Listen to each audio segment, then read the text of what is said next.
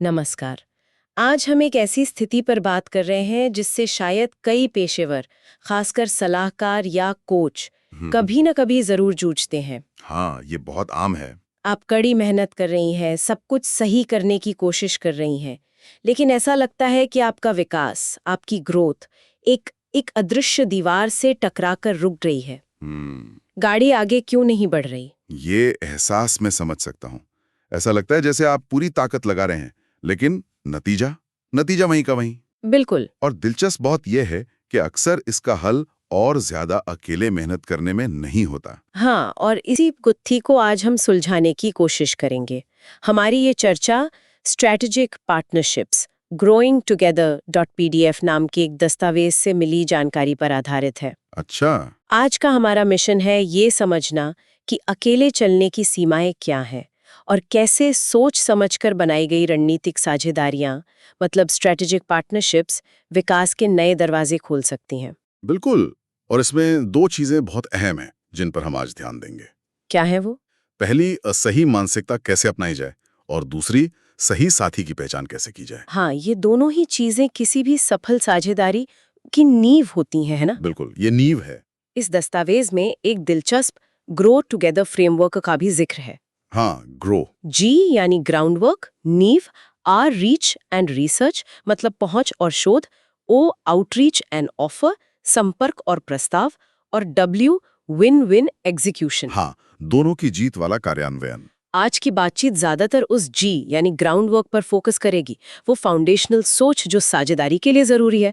तो चलिए इस विषय की गहराई में उतरते हैं। जरूर जरूर, शुरू करते हैं। तो दस्तावेज की शुरुआत ही इस बात से होती है कि मुख्य समस्या अक्सर होती है सब कुछ अकेले करने की कोशिश। हाँ, द लोन वुल्फ। इसे दस्तावेज में लोन वुल्फ लिमिट कहा गया है, यानी अकेले चलने वाले भेड़िए की अपनी सीमाएं होती हैं। सही। जब कोई पेशेवर अकेले काम करता है तो उसका नेटवर्क सीमित रहता है ना? समय हमेशा कम पड़ता है। हाँ, और विशेषज्ञता भी अक्सर एक ही दायरे में सिमट जाती है। क्या ये अनुभव आपको परिचित लगता है? बिल्कुल।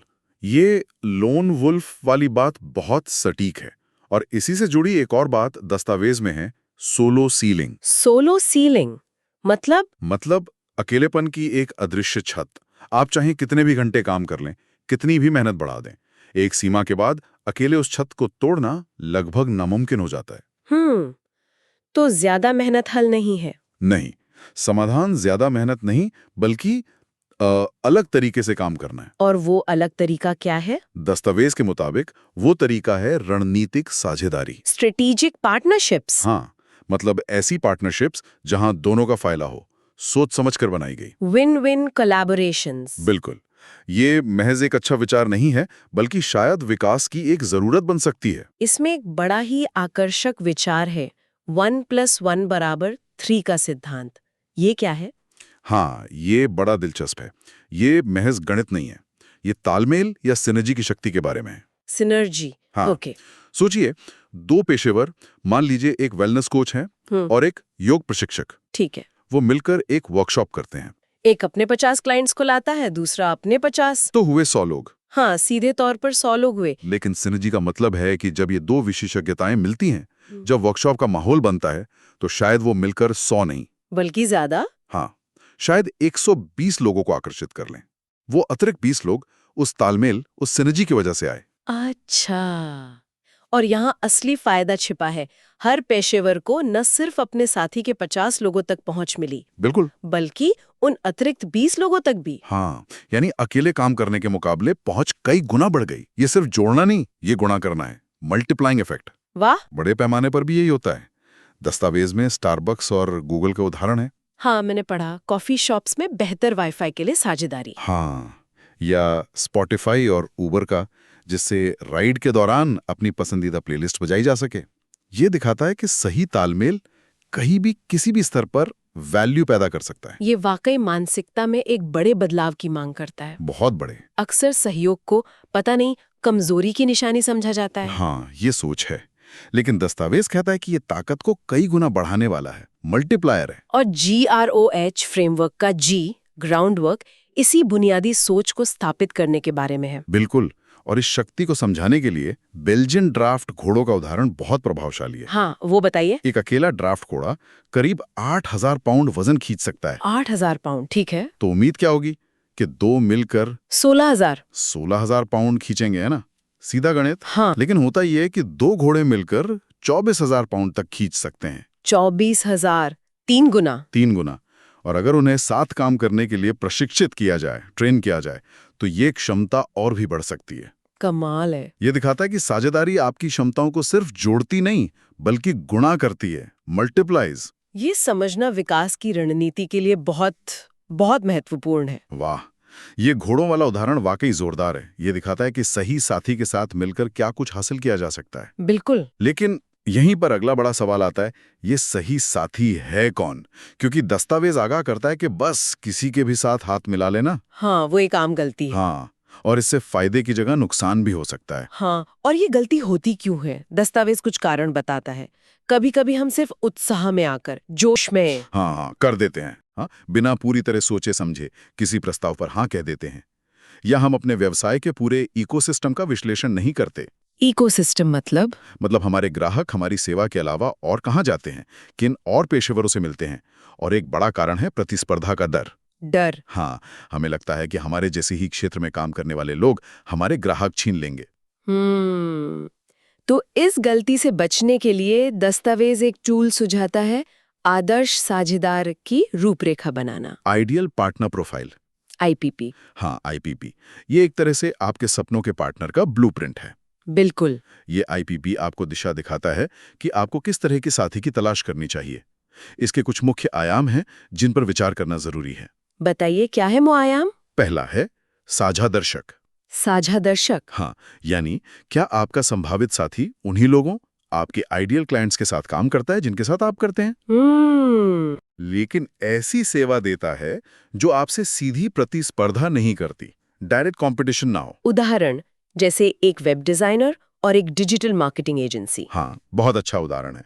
दोनों छोटे व्यवसायों की मदद करते हैं, लेकिन अलग-अलग तरीकों से। ठीक है। दूसरा आयाम। दूसरा है पूरक पेशकश। Complementary offering. पूरक मतलब जो पूरा करे। हाँ, क्या उनकी सेवा आपकी सेवा को पूरा करती है, उसमें कुछ जोड़ती है? जैसे कोई रियल एस्टेट एजेंट है, हाँ, तो उसका एक अच्छा साथी होम इंस्पेक्टर या मॉर्गेज ब्रोकर हो सकता है। ये पहेली के अलग-अलग टुकड़ों की तरह है, जो मिलकर ग्राहक के लिए एक पूरी तस्वीर बनाते हैं। अच्छा, यह समझ आया। तीसरा, और ये बहुत महत्वपूर्ण है, मूल्य और गुणवत्ता। वैल्यूज। हाँ, क्या आपके संभावित साथी के काम करने का तरीका, उनके पेशेवर मूल्य, प्रोफेशनल वैल्यूज और उनकी सेवा की गुणवत्ता आपके स्टैंडर्ड से मेल खाती है? ये तो बहुत जरूरी है। सोचिए, अगर आप ग्राहक सेवा और ईमानदारी को बहुत महत्व देती हैं, तो क्या आप ऐसे साथी के साथ जुड़ना चाहेंगी जो सिर्फ शॉर्टकट लेता हो या वादे पूरे ना करता हो? आपकी अपनी प्रतिष्ठा दांव पर लग जाती है। बिल्कुल। चौथा आयाम। चौथा है पहुंच और प्रभाव, reach and influence. Reach and influence. उनके नेटवर्क का आकार क्या है, उनकी अपने दर्शकों के बीच विश्वसनीयता कैसी है, और दस्तावेज ये भी कहता है कि हमेशा बड़ा नेटवर्क ही बेहतर नहीं होता। अच्छा। हाँ, कभी-कभी एक छोटा लेकिन बेहद निष्ठावान और जुड़ा हुआ एंगेज्ड दर्शक वर्ग एक बड़े लेकिन निष्क्रिय दर्शक वर्ग से ज्यादा मूल्यवान हो सकता है। ये दिलचस्प है। और पांचवा है व्यवसाय का आकार, प्रारूप और संस्कृति। Business size, format, culture fit. मतलब क्या आप किसी अकेले उद्यमी के साथ काम करने में ज्यादा सहज है या एक बड़ी टीम वाली स्थापित कंपनी के साथ? उनकी कार्य संस्कृति कैसी है? क्या वो तेज तर्रार और फॉर्मल है या ज्यादा अनौपचारिक और लचीली? क्या वो आपके काम करने के तरीके से मेल खाती है? सभी चीजें। छोटी छोटी चीजें भी मायने रखती हैं। बिल्कुल। इन सभी आयामों पर सोच विचार करके जब आप एक आईपीपी बनाते हैं, तो आपकी तलाश बहुत केंद्रित हो जाती है, फोकस्ड। हाँ, हवा में तीर नहीं चला रहे होते। सही कहा। अब जानते हैं कि आपको क्या चाहिए और क्या नहीं। इससे न सिर्फ सही साथी मिलने की संभावना बढ़ती है, बल्कि आप गलत साझेदारियों पर अपना कीमती समय और ऊर्जा बर्बाद करने से भी बच जाते हैं। और ये आईपीपी एक और काम करता है ना? हाँ। दस्तावेज कहता है कि कई बार लोग अपने से बड़े या ज्यादा सफल लगने वाले संभावित साझेदारों से संपर्क करने में झिझकते हैं। हाँ, वो हिचक होती है। लगता है कि वो क्यों रुचि लेंगे। लेकिन जब आपके पास एक स्पष्ट आईपीपी होता है और आप सोच सकते हैं कि उनके लिए भी इसमें क्या फायदा है, what's in it for them, हाँ, तो वो झिझक कम हो जाती है। ये आपको आत्मविश्वास देता है। बिल्कुल। और यहीं पर GROW फ्रेमवर्क का दूसरा अक्षर R, रीच एंड रिसर्च, काम आता है। IPP आपको बताता है कि आपको कहाँ और किसे ढूंढना है, लेकिन उस खोज को असलियत में बदलने के लिए और फिर उनसे संपर्क करने, आउटरीच के लिए एक और चीज बहुत जरूरी है। और वो है सही मानसिकता। दस्तावेज पर बहुत जोर देता है, हाँ, बहुत ज्यादा। खास तौर पर प्रचुरता की मानसिकता अपनाने पर, जो कमी की मानसिकता के बिल्कुल विपरीत है। बिल्कुल उलट। कमी की मानसिकता, जैसा कि नाम से ही जाहिर है, इस सोच पर आधारित है कि दुनिया में संसाधन सीमित हैं। सब कुछ लिमिटेड है। हाँ, ग्राहक सीमित हैं, अवसर सीमित हैं, पैसा सीमित है। और इस सोच का नतीजा ये होता है कि हम अपने ही क्षेत्र के दूसरे पेशावरों को सिर्फ प्रतिस्पर्धी के तौर पर देखते हैं। कॉम्पिटिटर्स। डर लगता है कि अगर उन्हें कोई ग्राहक मिल गया तो वो हमारे हिस्से से गया। हाँ, या अगर हमने अपना कोई आइडिया साझा किया तो वो चुरा लिया जाएगा। ये सोच बहुत स्वाभाविक लग सकती है, लेकिन दस्तावेज कहता है कि ये विकास में एक बड़ी बाधा है। ये हमें सहयोग करने से रोकती है। बिल्कुल। दस्तावेज इस मिथक को भी तोड़ता है कि अपने तथाकथित प्रतिस्पर्धियों के साथ सहयोग करना हमेशा नुकसानदेह होता है। माइक्रोसॉफ्ट और नोकिया का उदाहरण दिया गया है। हाँ, स्मार्टफोन बाजार में कड़े प्रतिद्वंदी थे, फिर भी उन्होंने साझेदारी की। नोकिया के बेहतरीन हार्डवेयर पर माइक्रोसॉफ्ट का विंडोज सॉफ्टवेयर। और नतीजा ये हुआ कि उस समय दोनों ने मिलकर बाजार का एक बड़ा हिस्सा हासिल किया, जो शायद अकेले उनके लिए संभव नहीं होता। अच्छा। ये दिखाता है कि कभी-कभी सहयोग से पाई का आकार ही बड़ा हो जाता है, सिर्फ टुकड़े नहीं बढ़ते। द पाई गेट्स बिगर। तो ये प्रचुरता की मानसिकता दिखती कैसी है? इसके सिद्धांत क्या है? दस्तावेज कुछ मुख्य सिद्धांतों की बात करता है। पहला, बाजार बहुत विशाल है। Market is huge. हाँ, खासकर ज्ञान आधारित व्यवसायों में, नॉलेज बेस्ड बिजनेसेस में लगभग हमेशा सबके लिए पर्याप्त ग्राहक और अवसर होते हैं। दूसरों की सफलता को खतरा मानने के बजाय ये सोचें कि एक बढ़ता हुआ उद्योग, a rising tide, lifts all boats. हाँ, सभी नावों को ऊपर उठाता है। बिल्कुल। दूसरा, सहयोग से नवाचार आता है। Innovation through collaboration. हाँ, जब दो अलग-अलग विशेषज्ञताएं या दृष्टिकोण वाले लोग मिलते हैं तो वे अक्सर ऐसे नए समाधान, उत्पाद या सेवाएं बना सकते हैं जो अकेले सोचना भी मुश्किल होता। ये बाजार में कुछ नया और रोमांचक ला सकता है। सही बात है। तीसरा सिद्धांत, तीसरा है उदारता लौट कर आती है। Generosity is reciprocated. अच्छा। जब आप बिना किसी उम्मीद के अपना ज्ञान, संपर्क या रेफरल दूसरों के साथ साझा करते हैं तो आप सद्भावना, गुडविल का निर्माण करते हैं। ये सद्भावना अक्सर अप्रत्याशित तरीकों से नए अवसरों के रूप में आपके पास वापस आती है। जो लोग कंजूसी से सब कुछ छुपा कर रखते हैं वे अक्सर अलग थलग रह जाते हैं। हाँ, ये मैंने भी देखा है। और चौथा, जो खासकर कोचिंग, कंसल्टिंग या थेरेपी जैसे क्षेत्रों के लिए बहुत प्रासंगिक है, हम सब एक ही बड़ी टीम में हैं। एक ही टीम ने?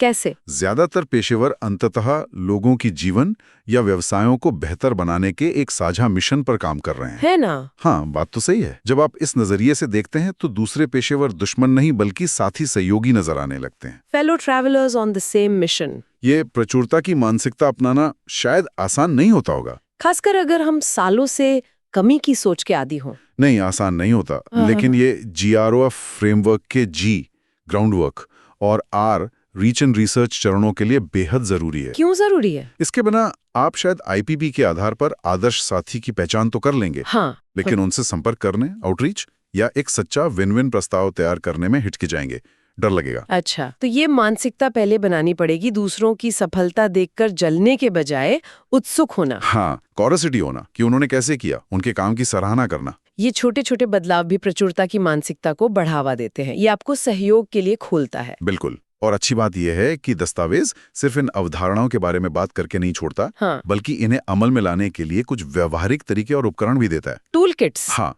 ये टूल किट काफी उपयोगी लग रहे हैं।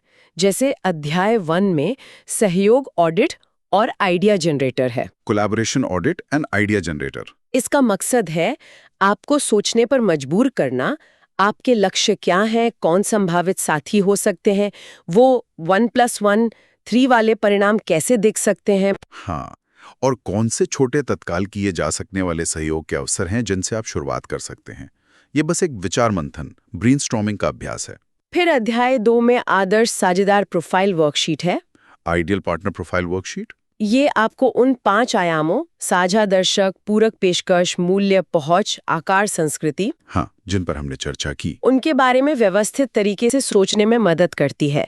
ये सिर्फ सोचने के लिए नहीं बल्कि असल में लिखने के लिए है, ताकि सोच स्पष्ट हो सके। बिल्कुल। उदाहरण के लिए वर्कशीट में एक सवाल हो सकता है, मेरे आदर्श साथी मेरे ग्राहक की कौन सी ऐसी समस्या हल करते हैं जिसे मैं हल नहीं करता। इस तरह के सवाल आपको गहराई में ले जाते हैं। ये तो काफी प्रैक्टिकल है। और अध्याय 3 में प्रचुरता मानसिकता अभ्यास है। Abundance mindset exercises. इसमें कुछ दिलचस्प तकनीकें हैं, जैसे अपनी कमी वाली सोच, स्कैरसिटी थॉट्स को पहचानना। हाँ, और उन्हें सचेत रूप से प्रचुरता वाले विचारों से बदलना, रिफ्रेम करना। सफल साझेदारियों के केस स्टडी ढूंढना और उनका विश्लेषण करना। कृतज्ञता, ग्रैटिट्यूड का अभ्यास करना। और यहाँ तक कि अपने प्रतिस्पर्धियों के साथ भी सहयोग की संभावनाओं पर विचार करना, जिसे दस्तावेज में मजाकिया अंदाज में बड़ा पाई मंथन कहा गया है। हाँ, बिगर पाई ब्रेनस्टॉर्मिंग। ये टूलकिट महत्वपूर्ण है क्योंकि ये ज्ञान को कार्रवाई में बदलते हैं, एक्शनेबल बनाते हैं। सिर्फ साझेदारी के फायदों के बारे में जानना काफी नहीं है। इन वर्कशीट और अभ्यासों का उपयोग करके आप वास्तव में अपनी सोच बदलना और ठोस कदम उठाना शुरू कर सकते हैं। और ये आपको GROW फ्रेमवर्क के अगले चरण आउटरीच एंड ऑफर O और विन विन एग्जीक्यूशन W के लिए तैयार करते हैं। एग्जैक्टली। तो आज की इस गहन चर्चा को समेटते हुए हमने कुछ मुख्य बातें समझी हैं। पहली, हाँ, अकेले बढ़ने की एक सीमा है जिसे लोन वुल्फ लिमिट या सोलो सीलिंग कहा गया है, और सिर्फ ज्यादा मेहनत करने से ये टूटती नहीं। बिल्कुल नहीं टूटती। दूसरी, रणनीतिक साझेदारी विकास को गति देने का एक शक्तिशाली तरीका है, खासकर 1+1=3 वाले तालमेल, सिनर्जी के सिद्धांत के कारण, जहां सहयोग से कुछ नया और ज्यादा मूल्यवान बनता है। हाँ। तीसरी, साझेदारी किसी के भी साथ नहीं करनी चाहिए। एक आदर्श साझेदार की रूपरेखा IPP बनाना जरूरी है। हाँ, जिसमें साझा दर्शक, पूरक पेशकश, मूल्यों का मेल, पहुंच और व्यावसायिक प्रारूप जैसे आयामों पर विचार किया जाए। और चौथी और शायद सबसे महत्वपूर्ण बात, वो है मानसिकता। हाँ, इन सब को संभव बनाने के लिए प्रचुरता की मानसिकता अपनाना जरूरी है। ये हमें डर और प्रतिस्पर्धा की सोच से निकालकर सहयोग और संभावनाओं की ओर ले जाती है। और ये सब मिलकर GROW फ्रेमवर्क की नींव तैयार करते हैं और सही दिशा में शोध करने में मदद करते हैं। ये नींव वाकई बहुत जरूरी है। बिल्कुल। और अब जब साझेदारी की ताकत, सही साथी की पहचान का तरीका और जरूरी मानसिकता स्पष्ट हो गई है, हाँ, तो एक सवाल शायद श्रोताओं के मन में उठ रहा हो। क्या सवाल? वो ये कि सब समझ आ गया, लेकिन वो पहला कदम उठाने से, उस संभावित साथी के साथ पहली बातचीत शुरू करने से कौन सा डर रोक रहा है?